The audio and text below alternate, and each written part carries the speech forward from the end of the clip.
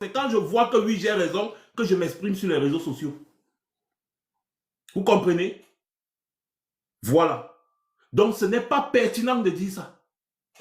C'était plutôt pertinent pour Issa Tiroma de demander aux Camerounais de non, restez d'abord à la maison, on va voir comment on va évoluer parce que là, c'est chaud.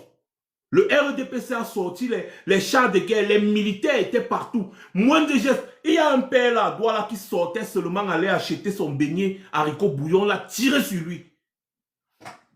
On a tiré sur lui. Vous voulez justifier quoi? Quand c'était chaud, vous vous êtes tués. Vous avez même commencé à critiquer la façon dont les gens manifestent. Quand c'était chaud, quand il fallait parler, quand il fallait encourager les Camerounais à sortir pour renverser définitivement le RDPC, tous les hommes politiques, y compris Maurice Kamto, ont abandonné la lutte entre les mains de Issa Tiroma et ses soutiens. C'est la vérité. Chacun a ses raisons. Mais vous ne pouvez pas justifier les raisons d'un autre et diaboliser les raisons de l'autre. Non. La lutte était dure. Oui, la lutte était dure. C'est pour ça que ça s'est atténué. Parce qu'il n'y a pas eu de soutien.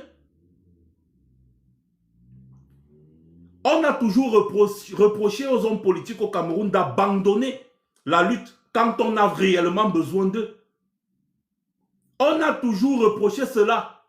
Quand on a eu besoin d'eux, on a toujours reproché cela. Et pam! C'est dans ça que tout le monde s'est plongé en 2025. On a abandonné Issa Tiroma et ses soutiens seuls. Seuls. Face à l'armée du RDPC. Vous vouliez quoi? Vous avez vu les manifestations, non?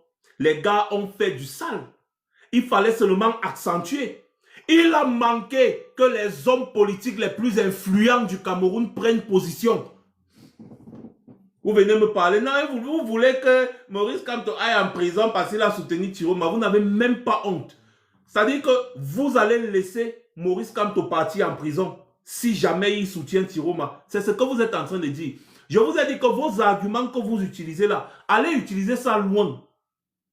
Parce que vous êtes encore très petit comme ça là pour venir m'opposer ce genre d'arguments. Donc, vous êtes en train de dire que vous êtes tellement faible au point où si Maurice Kamto parle et qu'on veut l'arrêter pour le mettre en prison, vous allez laisser le RDPC faire. Des bandes de lâches. Donc, Maurice Kamto est seul. C'est ça, non? Donc, votre soutien est en fait stérile. Vous êtes incapable de vous mobiliser pour protéger votre leader, afin que votre leader se sente protégé et qu'il puisse prendre des bonnes décisions. Vous préférez rester là, dans des soutiens stériles.